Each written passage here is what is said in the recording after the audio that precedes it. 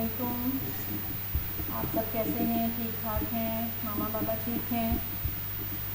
آپ کو بہت بہت مبارک ہو. آپ جماعت چہارم سے جماعت پنجم میں آ گئے ہیں. آپ نے کتابیں بھی خرید لی ہوں گی. یقیناً آپ اسکول کو بھی یاد کر رہے ہوں گے, اپنے ٹیچرس کو بھی یاد کر رہے ہوں گے. تو اب اسی لیے ہم نے بھی سوچا کہ ہم بھی آپ کے ساتھ رابطے میں رہیں. ہم نے فیصلہ کیا ہے کہ ہم آن لائن لیکچر جو ہیں وہ شروع کرتے ہیں تاکہ آپ کی جو پڑھائی ہے, آپ کا وقت ہے, وہ ضائع نہ ہو. اگر آپ نے ابھی تک کسی نے ابھی کتابیں نہیں خریدیں تو آپ خرید لیجئے, کال کیجئے, بک سٹورس پہ کیجئے, یہاں کتاب گھر پہ کیجئے اور بکس منگوا لیجئے. وہ آپ کے گھر پہ ہی دے جائیں گے. ظاہر ہے حالات ایسے ہیں جس کے باعث آپ یہ آن لائن لیکچر جو ہیں وہ ضروری ہو گئے ہیں. اس سے آپ گھر میں بیٹھ کر تعلیم سے فائدہ اٹھا سکتے ہیں, اپنا وقت جو ہے وہ ضائع ہونے سے بچا سکتے ہیں. آج ہماری یہ جو آن لائن لیکچر ہے اس میں اردو کی جماعت پنجم کا پہلا لیکچر ہے. یہ لیکچر ہفتہ وار ہوا کریں گے. آج پہلا ہفتہ ہے جماعت پنجم کے اردو کے پہلے لیکچر کا. آج ہم ایک سبق جو ہے وہ مکمل کریں گے انشاءاللہ, اور آپ ہر ایک لیکچر کو غور سے سنیں.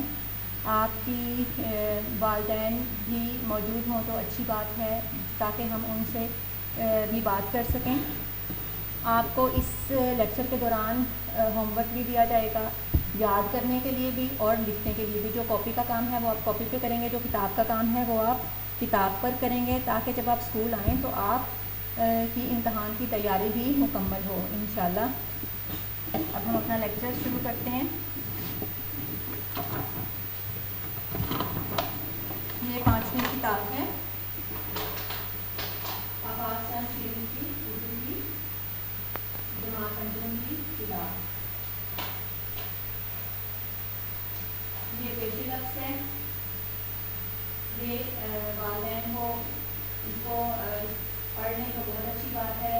اس میں آپ کو بہت سارا جو ہے معلومات فراہم کی گئی ہیں کہ کتاب میں کیا کیا مواد موجود ہے. بچوں کی ذہنی صلاحیت کو اجاگر کرنے کے لیے کتنے اسباب ہیں, اور اس کی انشاء جو ہیں وہ زیادہ لمبی کر دی گئی ہیں تاکہ بچوں کی جو گرامر کی غلطیاں ہیں ان کو درست کیا جا سکے. یہ کتاب کا اکثر اس کتاب میں موجود کچھ صفحات کو منتخب کر کے یہ یہاں پر دکھایا ہے انہوں نے. یہ اسباب کی فہرست ہے. یہ والی جیسا کہ آپ سب کو معلوم ہے کہ ہمارا تعلیمی سال جو ہے وہ 3 سرمائی کا مشکل ہوتا ہے. تو پہلی سرمائی کے لیے ہم نے سبق نمبر 1 سے سبق نمبر 8 تک کا انتخاب کیا ہے.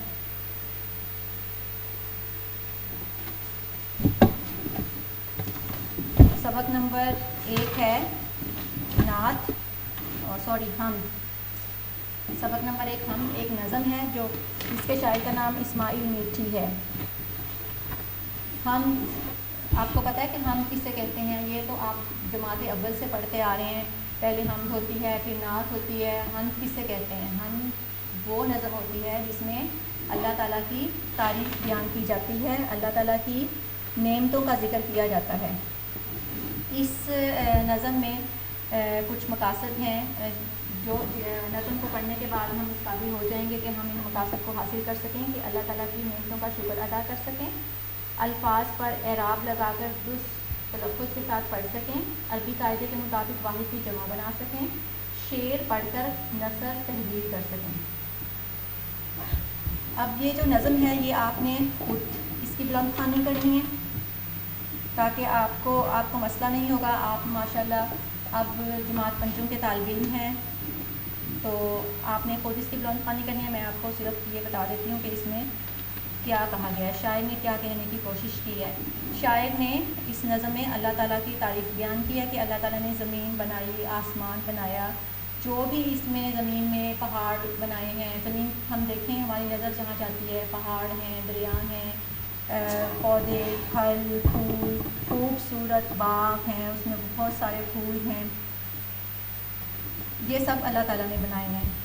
اور سورج بنایا ہے تو اللہ تعالیٰ نے اس دن کو روشن کر دیا ہے سورج بنا کر. اور زمین ہمارے رہنے کے لیے بنائی ہے, پرندے بنائے ہیں، جانور بنائے ہیں. پرندے جب چڑیاں چہچہاتی ہیں تو کیا کرتی ہیں؟ وہ تسبیح بیان کرتی ہیں نا اللہ تعالیٰ کی. اور اس کے بعد اللہ تعالیٰ نے ہمیں بنایا ہے، انسانوں کو بنایا ہے، اشرف المخلوقات کو بنایا ہے، اور تاکہ ہم اللہ تعالیٰ کی نعمتوں کا شکر ادا کر سکیں اور اس کی قدر کر سکیں. اگر اللہ تعالیٰ نے جاندار پانی کے اندر بنائے ہیں تو پانی جانداروں کے لیے بنایا ہے. جاندار جو پانی کے بغیر نہیں رہ سکتے ان کے لیے پانی بنا دیا ہے.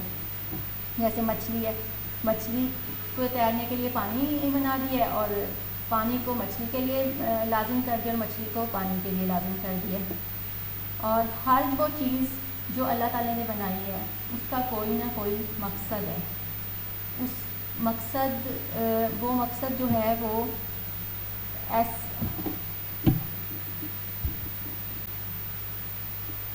اللہ تعالیٰ نے جتنی بھی چیزیں اس دنیا میں بنائی ہیں اس کا کوئی نہ کوئی مقصد ہے. جتنی بھی نعمتیں اللہ تعالیٰ نے عطا کی ہیں وہ بغیر مقصد کے نہیں ہیں، بغیر حکمت کے نہیں ہیں. اور اس لیے اللہ تعالیٰ نے بلا وجہ کچھ بھی نہیں بنایا، ہر چیز کا کوئی نہ کوئی مقصد ہے. تو جو بھی اس آسمان اور زمین میں چیز ہے وہ اللہ تعالیٰ کی تسبیح بیان کرتی ہے. اور وہ اللہ تعالیٰ کیا ہے؟ غالب ہے، حکمت والا ہے، قدرت والا ہے، قادر مطلق ہے. اللہ ہی کی تعریف ہے. اب آگے دیکھتے ہیں ہم، اس میں اہم الفاظ ہیں. اہم الفاظ یہ بول کر دیکھیے. اہم الفاظ قلت، لباس ہوتا ہے اس کا مطلب، رونق، خندق، رحمت، میسر. 5 اہم الفاظ ہیں، یہ کتاب میں دیے گئے ہیں. یہ آپ نے کتاب سے یاد بھی کرنے ہیں اور کاپی پر لکھنے بھی ہیں. اس کے بعد الفاظ معنی ہے. الفاظ معنی صفحہ نمبر 3 ہے. یہ صفحہ نمبر 3 ہے. یہ الفاظ معنی ہے. یہ آپ نے یہاں سے یاد کرنے، اور بس ان کو لکھنے کی ضرورت نہیں ہے، آپ بس ان کو یاد کر لیں کتاب میں سے. الفاظ کے معنی خوشنما، خوبصورت، خلت، پوشاک یا لباس، جہاں، تمام عالم، کھنڈر، ویران، قدردان، قدر جاننے والا، قدر کرنے والا، راہکاں، بیکار، ضائع، آب رواں، بہتا پانی، چلتا ہوا پانی جو ہوتا ہے، کاریگری، ہنرمندی، گلستان، باغ. یہ الفاظ کے معنی ہیں، الفاظ ہیں ان کے معنی ہیں. اس کے بعد ہے ابھی تفہیم ہے. تفہیم میں ابھی آپ کو بتاتی ہوں. پہلے ہم یہ نمبر 2 کر لیتے ہیں، مصرے مکمل کریں. مٹی سے بیل بوٹے. یہ اب آپ نے مصرے کیسے مکمل کرنے ہیں؟ نظم پڑھنی ہے اور نظم پڑھنے کے بعد اس کو مکمل کرنا ہے. یہ اب آپ نے خود کرنا ہے گھر میں. مٹی سے بیل بوٹے کیا خوشنما اگائے، اس خاک کے کھنڈر کو کیا گلستان بنایا. یہ پیاری پیاری چڑیاں پھرتی ہیں جو چہکتی، مچھلی کے تیرنے کو آب رواں بنایا. یہ کارخانہ تو نے کب رائیگاں بنایا. یہ سارا نظم کے اندر ہے. وہاں سے جب آپ نظم پڑھیں گے تو آپ یہاں یہ حل کر سکتے ہیں آرام سے. اب ہے الفاظ سازی. دیے گئے الفاظ پر اعراب لگائیں اور اس وقت اس کے ساتھ پڑھیں گے. صفحہ نمبر 4 ہے. صفحہ نمبر 4 اعراب لگائیں.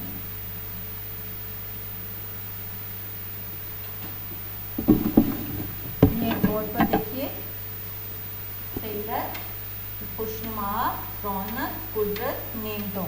یہ میں آپ کو بتا دیتی ہوں کہ اعراب کس طرح سے لگانے ہیں.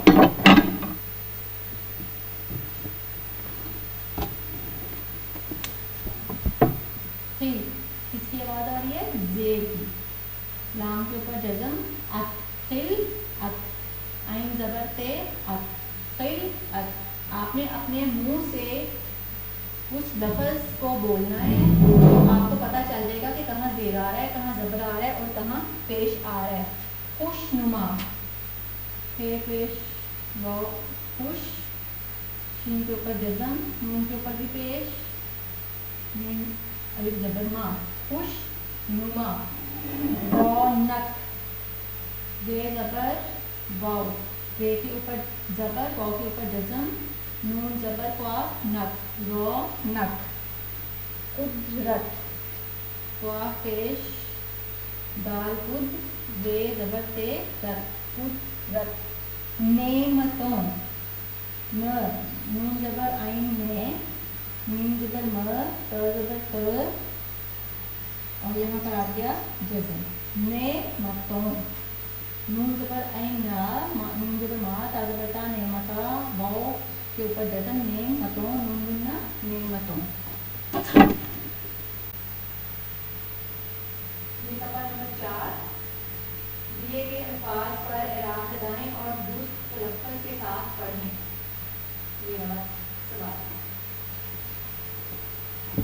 जी। अब इसमें क्या है, ये लफ्ज़ दिए हुए हैं खिल्लत, खुशनुमा, रौनक, कुदरत, नेमतों। अब हमने इसके ऊपर एराब लगाने हैं।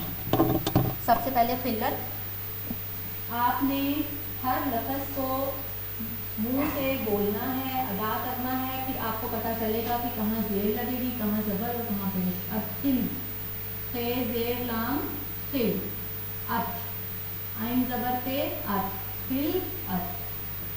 खुशनुमा, खू में किसकी आवाज़ आ रही है, पेश की, खुश नुमा, नून पेश नू, मीम अलिफ ज़बर मा, खुशनुमा। रौनक, रा ज़बर रे ज़बर रौ, वाव, रे ज़बर वाव रौ, नून ज़बर का नक, रौनक। कुदरत, क़ाफ पेश दाल कुद, वे ज़बर ते रत, कुदरत। नेमतों, नून ज़बर आइन में, मीम ज़बर, मीम के ऊपर ज़बर, ते के ऊपर ज़बर और फिर वाव के ऊपर ज़बर, नेमतों। ये हमारे एराब लग गए हैं। इसी तरह से आपने लगाने हैं। आपको मैंने पहले भी बताया कि आपको नोट्स जो हैं वो व्हाट्सएप के ज़रिए फ़ोन पर मिल जाएंगे, आप देख लीजिएगा। और अगर आपके पास व्हाट्सएप नंबर नहीं है तो आप स्कूल से रब्ता करें, ऑफिस में रब्ता करें, बच्चे का नाम बताएं, बच्चे के सेक्शन बताएं, क्लास बताएं और व्हाट्सएप नंबर भी ले लें। अब आगे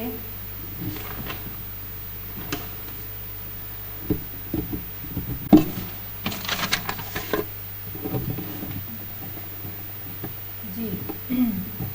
अब हमारी अगली जो है ज़ुबानदानी की, ये सफ़ा नंबर 5 है। इसमें दिए गए वाक़यात में जंग लगाकर जमा बनाएं। वाहिद जमा होते हैं ये, वाहिद जमा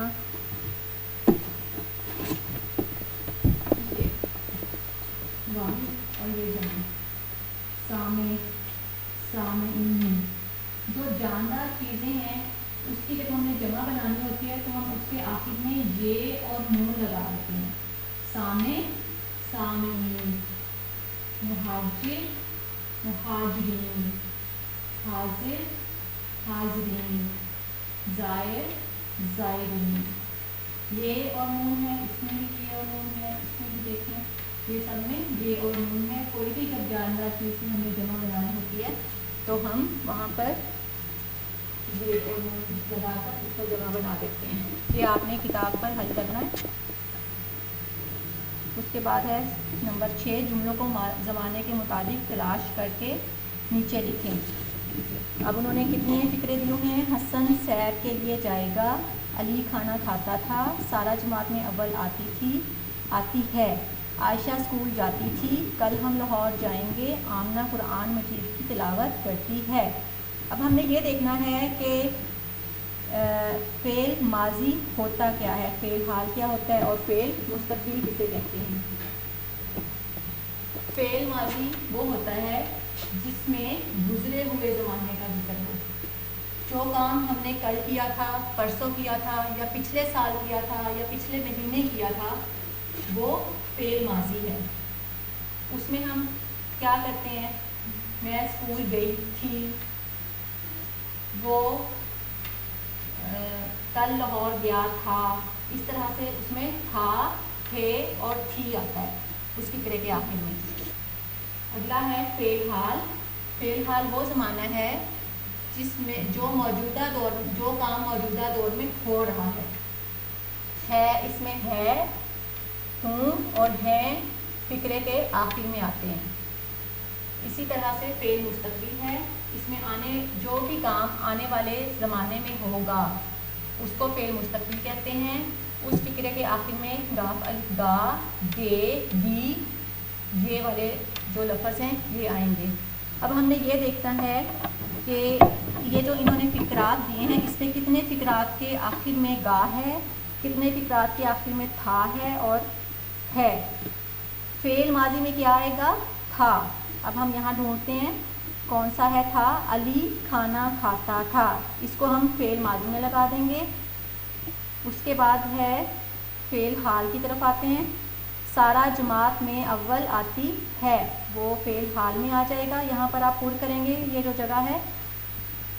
آمنہ قرآن مجید کی تلاوت کرتی ہے، یہ بھی فعل حال کا جملہ ہے۔ عائشہ اسکول جاتی تھی، یہ فعل ماضی کا جملہ ہے۔ اب فعل مستقبل کی طرف آ جاتے ہیں۔ حسن سیر کے لیے جائے گا، کل ہم لاہور جائیں گے، یہ فعل مستقبل کے دونوں جملے ہیں۔ ہم نے اس میں سے جملے تلاش کرنے ہیں اور خالی جگہ فعل ماضی کے نیچے 2 فقرات کی بنی ہوئی ہے، 2 فعل حال کے نیچے ہے اور 2 کی جگہ فعل مستقبل کے نیچے ہے۔ یہ آپ نے کتاب پر اس کو حل کرنا ہے۔ اگلا صفحہ ہے صفحہ نمبر 6۔ دیے گئے اشعار کی نثر بنائیں اور اپنی کاپی میں لکھیں۔ یہ آپ نے یہ نظم میں سے ہی اشعار بنائے ہوئے ہیں۔ آب رواں کے اندر مچھلی بنائی تو نے، مچھلی کے تیرنے کو آب رواں بنایا۔ ہر چیز سے ہے تیری کاریگری، ٹپکتی یہ کارخانہ تو نے کب رائے گاں بنایا۔ اس کا کیا مطلب ہے؟ اس کا یہی مطلب ہے کہ اللہ تعالیٰ نے پانی کے اندر مچھلی بنائی ہے اور پانی دیکھیں، مچھلی کے بغیر پانی کے بغیر مچھلی تو زندہ نہیں رہ سکتی، اسی طرح سے پانی کو مچھلی کے لیے لازم کر دیا۔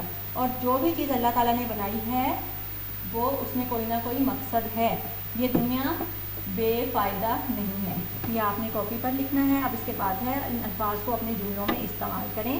تعریف، خوشنما، گلستان، رونق، رحمت، یہ جملے آپ خود بنائیں۔ اگر آپ خود بنائیں گے تو آپ کی جو خود سے لکھنے کی صلاحیت ہے، تخلیقی صلاحیت ہے، اس میں اضافہ ہوگا۔ اور یہ آپ نے کوشش کرنی ہے زیادہ مشکل لفظ استعمال نہ کریں تاکہ آپ کو بھی مشکل نہ ہو۔ تعریف اس خدا کی جس نے جہاں بنایا، ایسے آپ بنا سکتے ہیں، کچھ اور بھی بنا سکتے ہیں۔ خوشنما، باغ میں خوشنما پھول اگے ہیں۔ گلستان میں خوبصورت پھول اگے ہیں۔ رونق، میلے میں خوب رونق تھی۔ رحمت، اللہ کی رحمت ہر جگہ موجود ہے۔ یہ جملے یہ آپ نے کتاب پر حل کرنے ہیں۔ آپ کو نوٹس جو ہیں وہ واٹس ایپ ہو جائیں گے، انشاءاللہ آج ہی ہو جائیں گے، آپ چیک کر لیجئے گا۔ اور میں آپ کو واٹس ایپ نمبر بھی لکھوا دیتی ہوں، جن کے پاس نہیں ہے آپ لکھ لیجئے۔ 0335 767050 0335 767050۔ یہ آپ اپنے موبائل میں سیو کریں اور آپ کو اس کے تھرو جو ہیں وہ نوٹس واٹس ایپ ہو جائیں گے۔